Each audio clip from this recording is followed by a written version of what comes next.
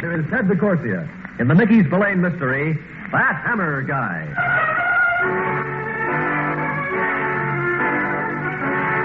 Grand Central is as crowded as a Glasgow department store on Frisdale Day. You're broken feeling it through the sardine packed to your train when you're intercepted by somebody's suitcase parked smack in your path, and down you go. You're sprawled out like a frog on a dissecting board. Oh, I'm sorry. For somebody who belongs to the suitcase is as slick as a European sports car.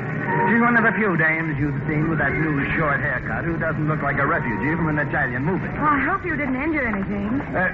Just my dignity. I'm really sorry. Forget it. Those things happen. But if I could have gotten a red cap, it wouldn't have. I suppose I just have to manage myself. Oh, wait a minute. Let me handle them for you. Oh, please, I don't want to trouble you. All my trouble should be like this. What train? The chief. Oh, my train, too.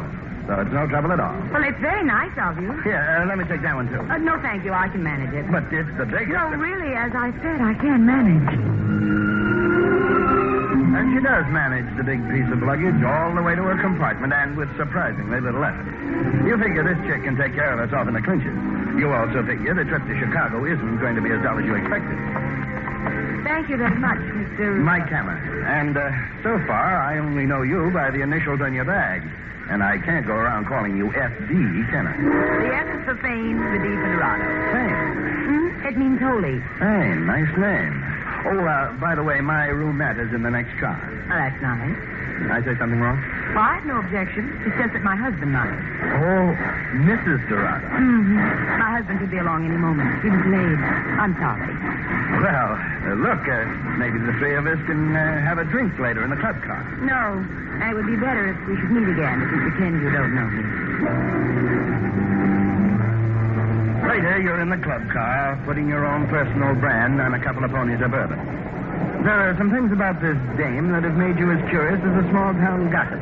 First, that big grip she insisted on carrying herself. Second, the fact that she told you she was Mrs. Durando when she was traveling with her spouse, when the conductor told you she's Miss Durando and she's traveling solo. The third thing is the swarthy, chunky guy in the gray snap-brim hat. He's tailed you since you left Fane's compartment. And, except to order a drink, he hasn't taken his eye off it. When the curiosity gets to itch like a rash, you go back to her compartment. Yeah? Is this Fane Durando's compartment? That's right. What about it? Well, is she here? She's here. Well, I want to talk to her. Go ahead. Talk. Huh? I'm Fane Durando. You said you want to talk to me, so talk. For all you know, this dame could be Fane Durando, but she sure isn't the one you helped, even though they could pass the sisters. Now your curiosity is itching more than ever. You start back for the club car to have a meet with the swarthy guy in the gray hat, but you only get as far as the platform. Every sound has a meaning all its own, and the crack of a gunshot has its own special meaning of disaster. When you get back to the compartment, you find the woman you talked to a minute ago. You'll find her sprawled out on the seat. This time, she has nothing to say. This time, she's dead. Now the twists start coming as fast as a souped-up jalopy. You can't find the swarthy guy. You can't locate the original Fane Durando. When you get back to your roomette, that big grip of hers is on the chair. When you get it open, you find out that it has nothing but paper in it, but paying paper, the currency of the realm. You don't have to count it, Mr. Hammer. It adds up to exactly 100,000. When you swing around, you come face to face with the first Fane Durando and the nasty nickel-plated automatic she points at. I'm sure I don't have to warn you not to move. I guess so, considering the corpse in your compartment. If you think I did it, you're wrong. You can't prove it by me. She was killed by mistake. I'm the one who's supposed to be dead. They're after me. You arranged for her to take your place, is that it? Yes, but I didn't think they'd kill. I was just playing for time. To get away with this dough? That should be obvious now. It should also be obvious you're going to have a tough sledding from here on in. Maybe impossible without help. Meaning? You've been around. You don't need a floor plan. Now, why should you help me? We're what you might call kindred souls. Two minds with but a single thought. The money. Like I said, you don't need a floor plan. And I can use 50% of that bill. Well, you're asking an awful lot. You don't figure life is worth $50,000? I guess this is no time to bargain. A deal? All right, a deal. I suppose you want to know where the money came from? Well, partners shouldn't keep secrets from each other, should they? I'm sort of a traveling woman for the syndicate. My job is to make certain stops and deliver cash. For payoff. Yes, but the work started to bore me. And you figure there's no reason for all that money to go to other people. It could just as well be yours, you figured. One big killing in your sight. You come to the right conclusions quickly. How else would I get along? And after the big killing, it's going to be safe in sunny Mexico for you. How'd you know that? The Mexican visa in the grip. You get around. Like I said. I know. How else would you get along? You didn't tell me what your business is ordinarily. Ordinary business, odd jobs here and there, depending on how much they interest. This $50,000 caper is very interesting, I think. It can be more dangerous than interesting, Mr. Hammer. Well, every business is a gamble, I figure. And as long as we're in this business together, suppose you call me Mike, and I'll call you Faye. Call me anything you like, just as long as we dissolve our business at the Mexican border. Anything else on your mind? Yeah. Now that we have a good understanding, one more thing. Which is? Get that gun out of my face. The thing like that between us doesn't make for a very sound or trusting partnership. You're in it up to your ears, and you're staying in till the bottom line is reached. There's a killer loose, and you figure he's not stopping until he gets that $100,000 and Faye Durando. And now you're added to his list. The swarthy guy in the gray hat, the guy you pinpointed the killer, doesn't show up again. From Chicago, you and Faye fly to Brownsville, Texas. No sign of the swarthy guy at the Brownsville airport either. But Faye is as jumpy as a gun-shy hound on a firing range. Mike, you're positive he didn't follow us here? Absolutely. But he could have. Look, will you stop worrying? We're okay. He couldn't have. Faye! What? Faye, honey. Well, of all the folks to run into in this little old corral. What? Now, don't tell me you don't remember old George. George Mitchell. None other, honey. Oh, long time no see. Huh? How many years has it been? Well, 10, I said. Oh, you're looking prettier than ever. What, you talk about a small world. Yeah. How's the family? Your brother Fred and your Oh, father? they're fine, George. Just fine. Oh, yes, sir. Yes, a small world. Just happened to be here to see an old friend off, and who do I run into but you? Now, this gentleman couldn't be your husband, could he? No, George. This is Mike Hammer, a business associate. Well, pleased to meet you, sir. Mighty pleased to meet you. Thanks, Mr. Mitchell. Oh, just call me George. Everybody calls me George. Friendly state, this Texas of ours. You know, mighty friendliest in the Union. Yeah, I've heard. Well, nice seeing you, George. We've got to be going. Going? We have a reservation at the hotel, and there's some business we have to take care of. Now, honey, there ain't no kind of business that can't wait. Well, this can't, can it, Mike? Oh, all the Well, now, you look here, Faye Durando. No friend of mine's going to be holed up in any hotel room. No, sir. Not while I got that big empty house of mine. But, George, No, but- we're only staying I overnight. got a house big enough to hold a rodeo in. So you're not bedding down in any hotel, even for just one night. No, sir. It's very nice of you, George, but... Look, I want to show off to you, Faye, honey, and show you what a mistake you made 10 years ago when you turned me down. Maybe you'll change your mind now, huh?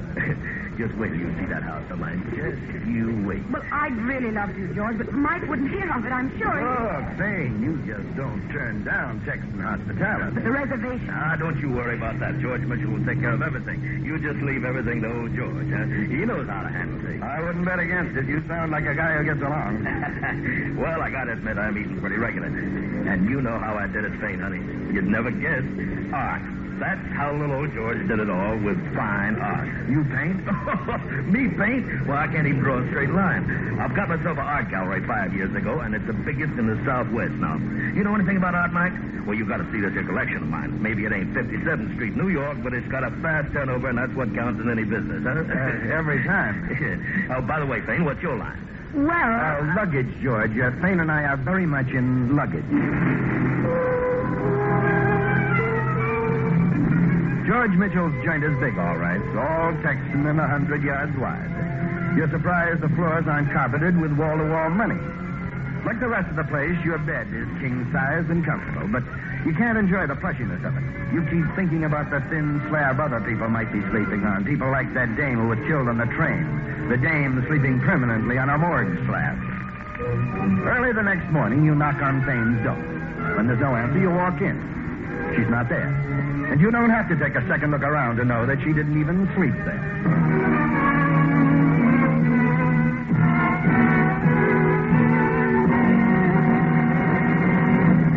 In just a moment, we'll return to the Mickey Spillane Mystery, That Hammer Guy. You go to his art gallery to wait for him and you browse around. Like everything else, the gallery itself is oversized. You're only there a couple of minutes when this guy sidles up to you. Now that is what I call a picture. He's gawking at a Renoir. Ain't she a beaut? She's all right. All right. You blind or something? Not when it comes to that picture over there. That Lautrec character? Nothing. Well, like the man said, everybody to his own taste. That Lautrec had taste in his mouth with those pictures of beat-up bags he all the time painted. No class, just dames. Dance hall bimbos. Well, how come you're such an expert? How come? Well, you know how it is. With some guys, it's living dolls. With others, it's the bank tales. Me, I'm the sensitive type. My pals don't call me Van Gogh for nothing, you know. And if the artist didn't paint women? They all paint dames, friend, the good ones. Only some of them really got the know-how. Such as Renoir? Such as. None of this modern Picasso stuff. All skin and bones and three heads. Give me the old-fashioned girls every time. The classic type. Every time. You gotta remember, taste like mine has to be cultivated. It don't grow on trees, you know. It just don't happen all by itself. You gotta get around, see things. You just remember that, friend. When he gives you that final piece of advice, you remember something, but not about art. You remember this guy. He isn't wearing any gray snap-brim hat now, but he's the swarthy guy who tails you on the train. See any art annual, friend? You tail him when he walks out. He's standing in a corner waiting for a light to change. You're in the middle of the block getting set to cross over. You're just stepping off the curb when from out of nowhere this car comes at you like a shot after cannon. You jump back and scramble up on the sidewalk. You have the satisfaction of getting the plate number of the car. But when you look around, the swarthy guy is as scarce as an air conditioning salesman in a new car. You do a checkout on the license plate number. It's in the name of a Walter Hill. You go to the address on Beaumont Road. The car's in a garage in the rear of a dilapidated shack. The order was a hot rod. The garage floor is lousy with tools. The red-headed guy is working on the motor, handling it like a mother handles a new baby. Your name, Hill? Walter Hill? Yeah. I want to talk to you. Can't you see I'm busy? Come back some other time. I'm busy. You were even busier an hour ago downtown on El Paso Boulevard. What are you talking about? I'm talking about your driving, your fast driving. Okay, so I drive fast. I like it. What's so wrong about that? It was too fast for my comfort. Well, that's my hobby, cuz. Nothing I can't make a car do. You know, some people think cars are for when it's too far to walk. Look.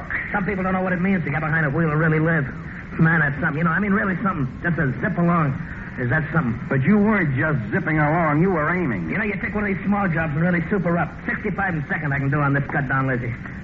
Man, talk about your living. I'm talking about dying. You were aiming to get me. Now tell me why. Tell me. Let go. Tell me. Let go, will you? I'm just a hot rodder. Town's loaded with them. Go bother one of the others. You bothered me. Now tell me who put you up to it. Look, mister, I didn't see you step off the curb. Not much you didn't. You swung in from the other side of the street. Now, do you want to talk to me, or would you rather talk to the cops downtown? Okay. But if I tell you, you won't turn me in. I'll think about it. Let's have it. Well, this guy gave me $10. What guy? I don't know his name. I just got his telephone number. I was supposed to call him when I finished the job. What's the phone number? Look, I got it right here in my pocket. Here. This is the number, Hammer. This rod, another kind of hot rod with 6 hot cylinders on it. And this time I'm not missing. You're doing this for dough. That guy with the car bug's got expenses. You think these tools don't cost an arm and a leg? You can afford to tell me who the guy is now. What good will it do you to know now? You're a sucker, Hill. You'll have to pay the price tag on this one all by yourself. I'm not afraid to take chances. I get caught, that's my tough luck. But nobody's going to catch me anyway. It's going to look like another hit-and-run accident. You're going to get hit, and I'm going to run. Get in, Hammett. You're doing the driving. I'll tell you where to go and when to stop. You slide in behind the wheel. Man, am I going to have a ball. $100. $100. Now you know what you're worth on the open market. This is my best day. You're worst. Hill starts to get in next to you, but he doesn't make it. Not lucky. He falls like a piece of cut string, and he's as lifeless. For a second, you don't know who to thank for your life. Then he comes around the side of the car. You wouldn't have enjoyed the ride anyway, Hammer. He's the guy who tailed you on the train. The guy you talked to in the art gallery. The same swarthy guy, except for his manner of speech. Is something bothering you? Well, I guess I shouldn't look a gift life in the mouth, but the way you talk now... That was just a pose for Faye Durando and her friends. I discovered just a while ago, Hammer, that you really weren't one of those friends. Well, how come you know so much? I guess this credential card of mine will answer your questions. Detective Sergeant Fred Gallix, Los Angeles. Yeah, I've been on St. Dorado's tail ever since she made the request for the Mexican visa. Well, then you know the whole setup, who she's tied in with. Yeah, I know everything about her and the tie-in with the syndicate, but I don't know who killed that dame on the train. Well, the way I figure, Faye herself is the key to that. Yeah, but go locate the key now. For all I know, she could be over the border by this time. Oh, no, she isn't. I wish I could be that sure. You can. But you don't know where to locate her, do you? Wherever I am, that's where she'll turn up eventually. I guarantee it. You tell Fred Gallix you're going back to George Mitchell's house. He can reach you there. Mitchell's maid tells you that Mitchell hasn't come home yet, and that she hasn't seen Faye at all. So you go up to your room to do some waiting. The second you open the door, though, you know that you won't have any waiting to do. One more step, Mike, and I'll blow your brains out.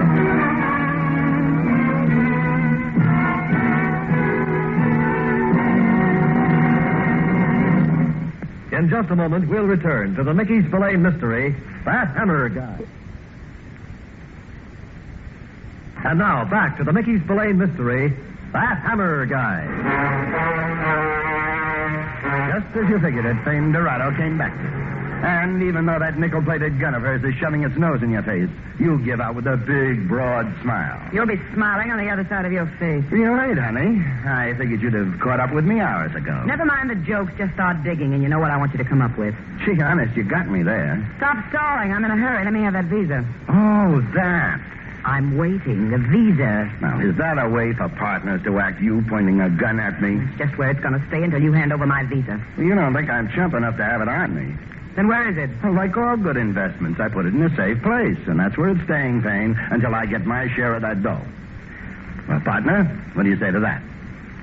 What's there to say? Well, you can show your complete understanding by shoving that gun back in the bag.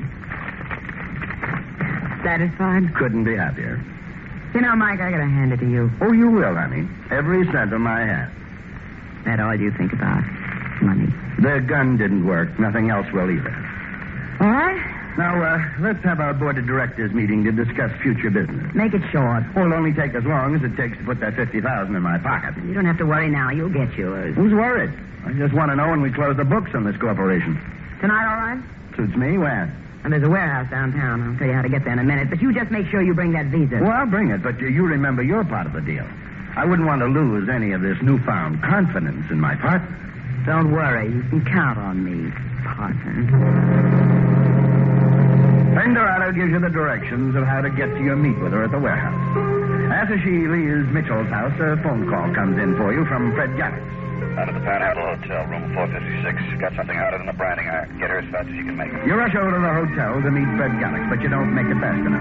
By the time you get to his room, he's there all right, but sprawled out on the floor, an ugly slug hole in his back. When you roll his body over, you spot the pencil stub and matchbook cover clutched in his hand. On the inside of the cover, he'd managed to scrawl something. The writing is uneven and interrupted, but its meaning is clear enough. It makes you more itchy than ever for that payoff meet with Faye Durando at that deserted warehouse. Come on in, Mike.